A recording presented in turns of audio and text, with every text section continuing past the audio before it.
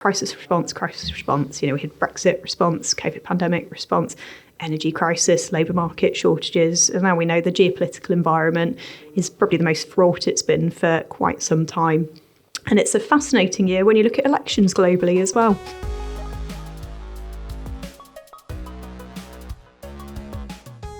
Hello, I'm Dom Weatherall, your host of the F5 podcast brought to you by Intercity. Today, I'm really lucky to be joined by Henrietta Brealey. Henrietta is the CEO of the Birmingham Chamber of Commerce and is also the youngest CEO to ever be appointed for the Greater Birmingham Chamber of Commerce. Welcome, Henrietta. Hello, great to be here, Dom. Could you tell us a little bit about your journey, your career, early career, and then where you are now? Oh, yeah, of course. So I always say I pretty much grew up in the Chamber. When I was at university, I wanted to be an actress, but it's not really the kind of thing you tell people and get taken seriously for. So okay. I was like, maybe I'll pretend I want to be a lawyer as like a serious grown-up job. Anyway, I sort of worked through a bit, figured out it wasn't really for me, and was doing what do I want to do? Who do I want to be? And I ended up on this absolutely fantastic thing called the Uprising Leadership Programme, which used to be active in Birmingham. Unfortunately, I don't think it exists anymore. But it brought together cohorts of potential young leaders to teach them how to understand and access power for the good of communities, all about social action and how you as an individual can drive positive change in the world around you. It was absolutely brilliant. Got introduced to this world called policy and campaigning. Did not know that was a job, that you could do that sort of thing. Had an absolutely brilliant mentor, Mark Reeves, who until recently was one of the most senior editors at Reach PLC, who helped me sort of understand what careers look like in that space and critically introduced me to former manager at the Chamber, Katie Teasdale. I started off as an intern, £10 a day, 2 days a week in between my other jobs in the summer, worked through policy, left briefly to work for the National Housing Federation, became Director of Policy in 2015, and then Chief Executive about 3 years ago. So I've sort of worked up through the business at the Chamber. It's been an interesting journey. Wow, what an incredible journey as well. So what's that look like in the 3 years?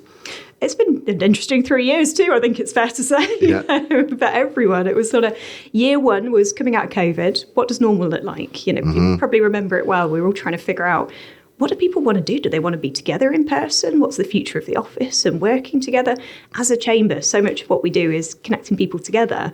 We do about 200 events a year. And just the first year was figuring out how to do first COVID-safe events and then how to sort of figure out what long-term the business community wanted and needed in terms of that delivery of a core service. So a lot of that was business as usual. What does that look like in year one? Then in year two, we started to get much more into what's the strategic future for the Chamber. We've got back to what new normal looks like, done a lot of work on people, culture, policies, processes. What does this now look like in terms of our strategic future? So spent a lot of time talking to stakeholders, staff, spoke with every single individual in the organisation. There's about 80 of us in total at the Chamber.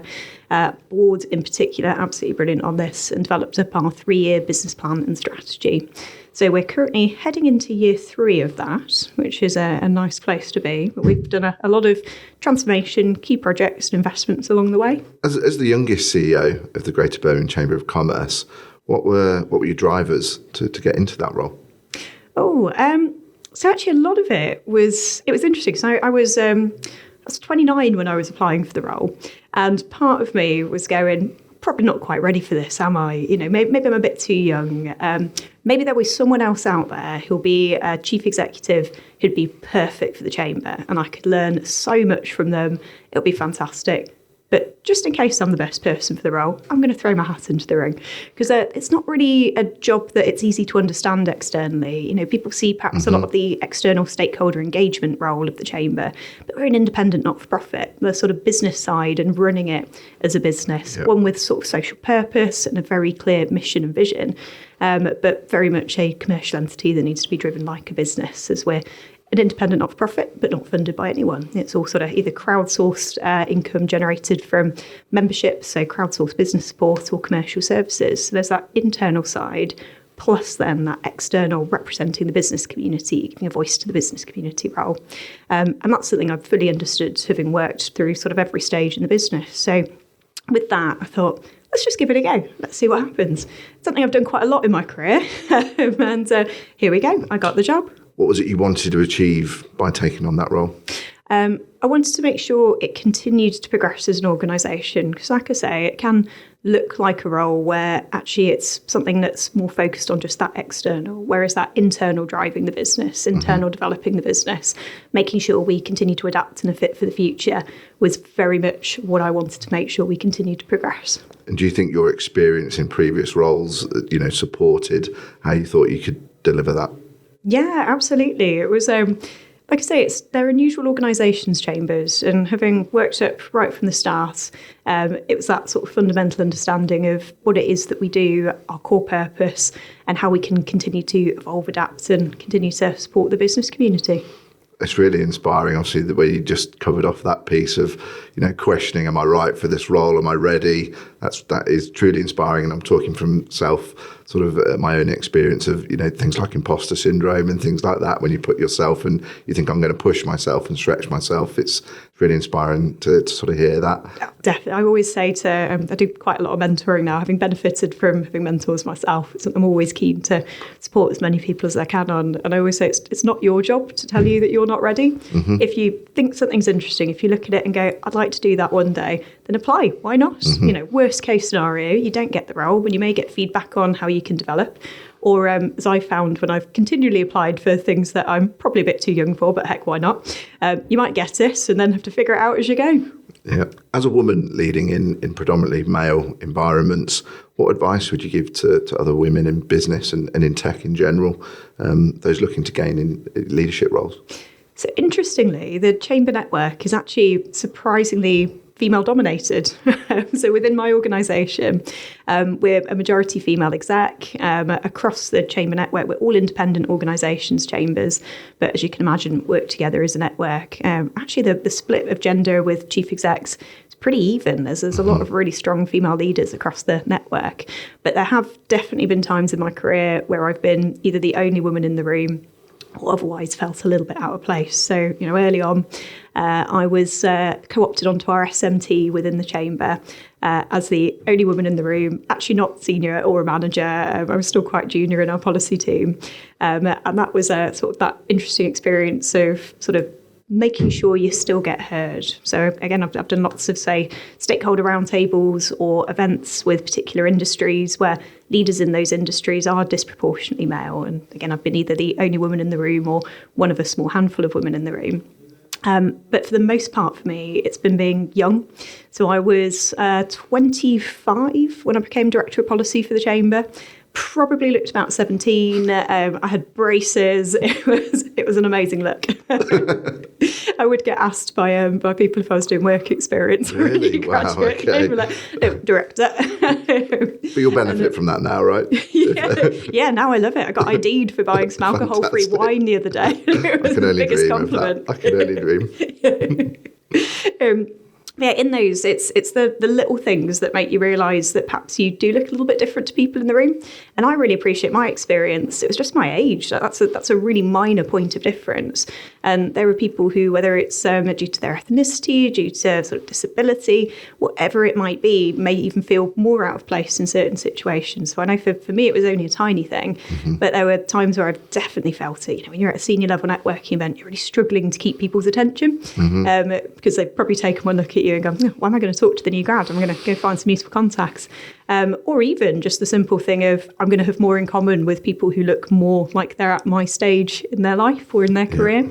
So those little things, I had situations with, say, stakeholder roundtables where I'd be there trying to come into the discussion and the chair would just sort of keep scooting past me and I'd be going, why am I not being sort of noticed? Is it me? Is it something that I'm doing?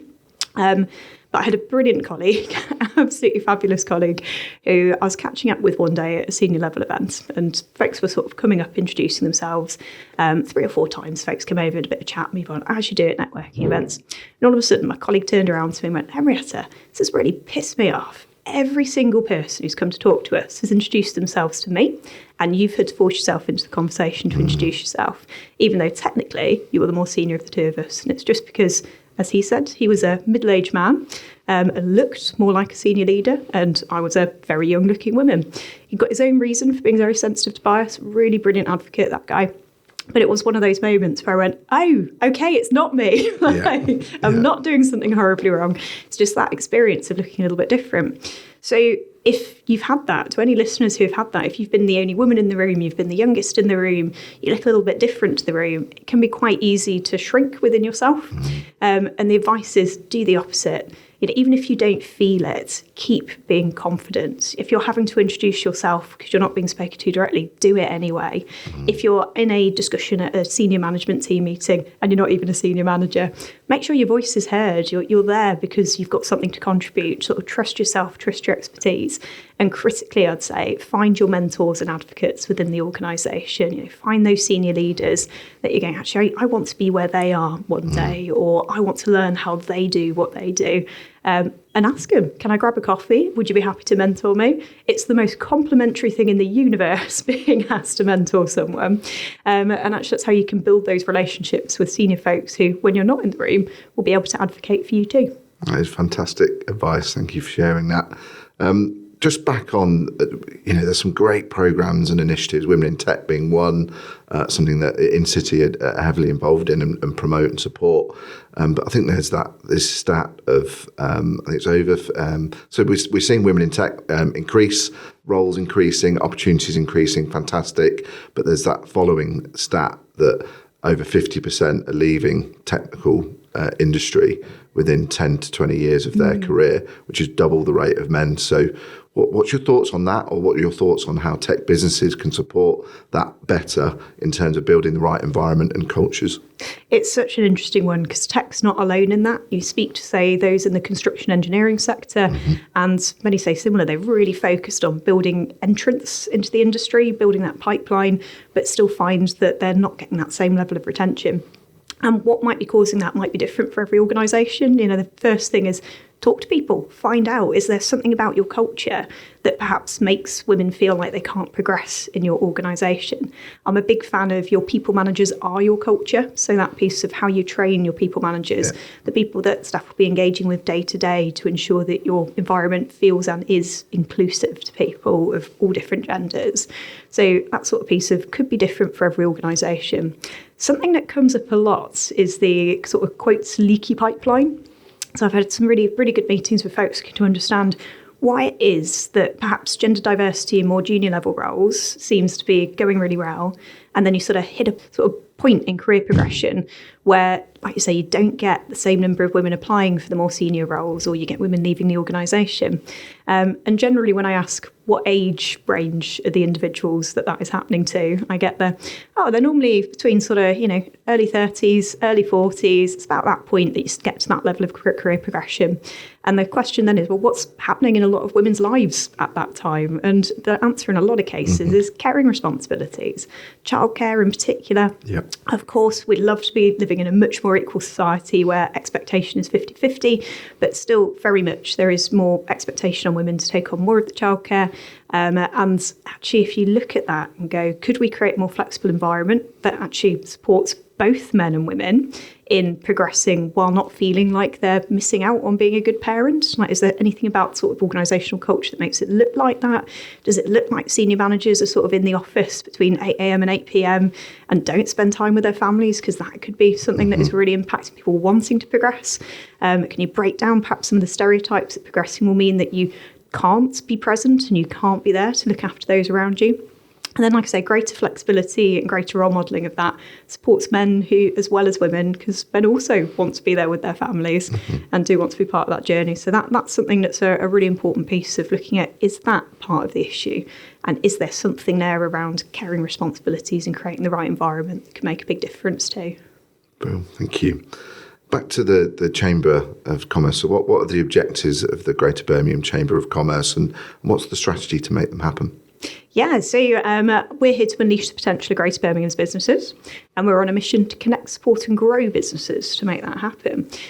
So we help businesses with just about everything from finding their customers, growing their profiles, growing their networks locally, through to trading internationally, with a lot along the way on peer learning, innovation support, and representing business as a voice of business.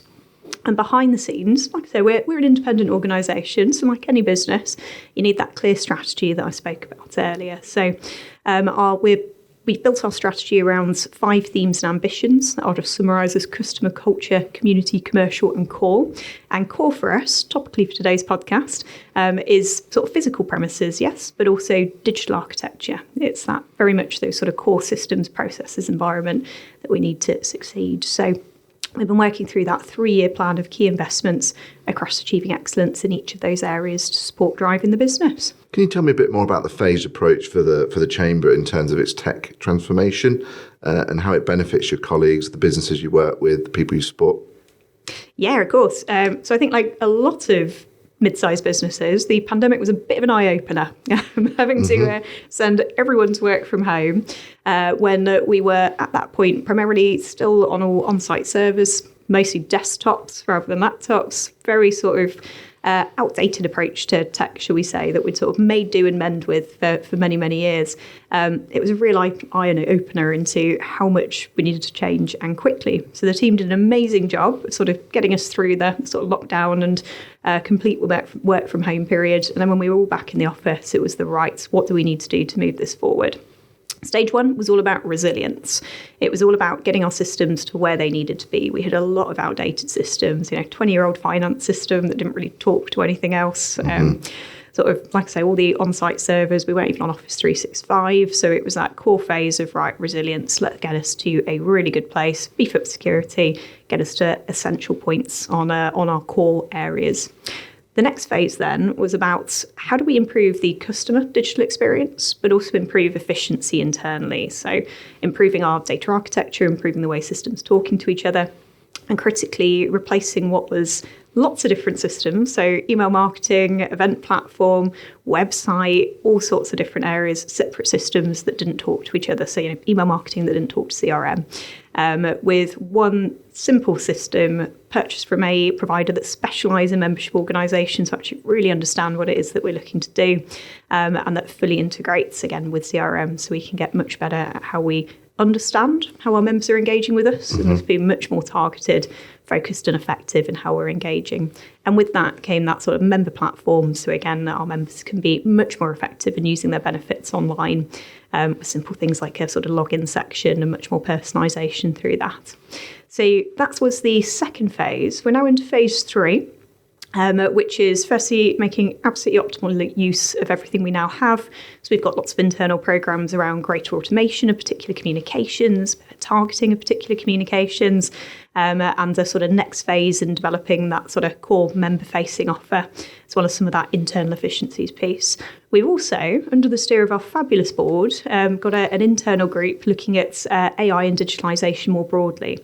So members of staff joined from across our different chamber teams who are developing their awareness and understanding. They're never going to be experts. They're never going to be sort of AI consultants. But I think it's critical as an organisation to have that essential knowledge of what potentially advances in technology could do for us, and then working through identifying those areas that they look at and go, why do we do it like that? That's so admin heavy, that's so repetitive, that process, there's got to be a better way of doing this, so that we can build it into our next phase of digital transformation. Fantastic. And what do you feel that the impact's been at that to this point to date? So there's lots of change that's happened there, and change management is a thing that can happen. We have to advance. There's cyber risk, there's collaboration, communication, all those things that we need to meet. What's the impact on the business been? Oh, it's been fantastic. It's not been easy getting total adoption, like you say. It's a piece of culture change as much as anything else when you're asking folks to work in a slightly different way to the way that they have been, and sort of trust the technology more rather than the manual workarounds. Yeah.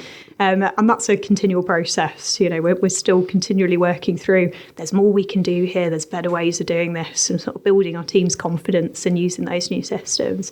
But already the impact we're seeing first on how our customers are engaging with us and how our members are using the sort of new online platform, sort of increases in event bookings, increases in engagement content, increases in subscribers to newsletters, and those sort of core metrics that we look at, but also our ability to then track how our members are and aren't engaging. We've got much more sophisticated in being able to look at that engagement. Are our members utilising their benefits each quarter? Because that will obviously be a good model to look at for propensity to renew. If they've used it, they're more likely to. Real if they data-driven haven't. strategy then, right? Exactly. And we can then be more targeted of, hey, we see that you haven't utilised your benefits at this quarter. How can we best engage you? What are your priorities? How can we best fit it to that? So it's been a big improvement. There's still a long way to go, I will hasten to add. I'm not going to pretend that we're sort of, some sort of totally tech-first business now. We're still working on that journey, but already there's been big improvements. It's great to hear that obviously that user-centric benefit, as well as how that ties into the data that you're able to now track and inform the strategy moving forward, which will ultimately support your growth, which is great to hear. What are the benefits do you see for businesses to join their local Chamber of Commerce? Yeah, it's pretty varied. We work with everyone from startups to multinationals, but the way you'd sort of summarise it at a high level is that it's increasing profile and accessing networks, whether that's through introductions for a higher level of members or through our news channels across all levels of membership. It's quite a noisy world, I think it's fair to say, and one of the questions we answer is, how do you cut through? How do you find the right people? How do you get your brand in front of the right people within the region? So that profile and networks piece is really key. There's also a lot on best practice and peer learning, whether that's sort of understanding opportunities to trade internationally, innovation support, our core campaigns around things such as digital transformation. We do a lot around transition to net zero, leadership and management best practice, all sorts of different areas, all working for and with our members on that sort of peer learning and best practice sharing. For instance, even at startup level, we have a startup and SME academy to help those right at the early stage. Whereas perhaps those, say, in the later stage of their business, they may be more interested in how they influence the environment around them, which is another key area that we work on. So that piece of representing businesses' views, communicating with stakeholders, and looking to create the best possible environment for businesses to grow in the region. With the UK and Europe's political atmosphere ever changing, how do businesses protect themselves? Oh, it's an interesting one, isn't it? I keep saying it'd be lovely to have a boring year eventually, at some point. Yeah. A boring, normal year, that's what we all need. We're not going to get it, are we? No, definitely not. It does feel like we've just moved over the last few years. It's been crisis response.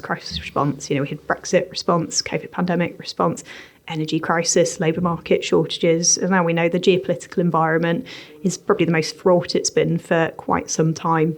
And it's a fascinating year when you look at elections globally as well. So all sorts of change on the horizon. And the answer is really, it's core business practice, isn't it? Control your controllables. And if you fail to plan, you plan to fail. So having that sort of vision, strategy, direction, the things that as an organisation are going to help you continue to develop, keep moving forward, and being live to opportunities, because within any sort of challenge, there's always opportunity for well-run businesses to sort of continue growing and developing. So that sort of control the controllables, keep focused on the plan, and don't let sort of the reactive environment we've got into sort of seep into the way of doing business. Great advice. Henrietta, I've got one final question for you that we ask all our guests. If there was someone else that you could see on our podcast, someone that's inspired you, influenced you with that human side of tech in mind, who is it you'd recommend? Ooh, I've got two for you. So first would be actually your chief exec at Intercity, Charlie Blakemore, who I think just perfectly epitomises the combination of human and tech. We're very lucky at the Chamber that Charlie's one of our non-executive directors, and I've certainly learned a lot from him, and he's been brilliant at that sort of constructive challenge and steer on that digital journey for us. So definitely Charlie. I agree. We're all very lucky to be working with Charlie. Fantastic. And I'm sure you've got him in your sights for a future podcast already. The other I'd suggest is probably, if you could get him, Ben Francis at Gymshark. What they've been doing as an organisation that has scaled so rapidly around identifying customer trends, data, understanding sort of how the environment's evolving and how they need to keep adapting their product offering. It's really, really interesting, particularly, as I say, how they've scaled so quickly. So be a good guest for a future podcast. Sure would. Thank you very much, Henrietta. Thank you for joining us. It's been fantastic to hear about your journey, your career, and your journey to be the CEO of the Greater Birmingham Chamber of Commerce, and all the fantastic work that the Chamber are doing as well with the local community and businesses. Thank you very much for joining us. Oh, thank you very much for having me along.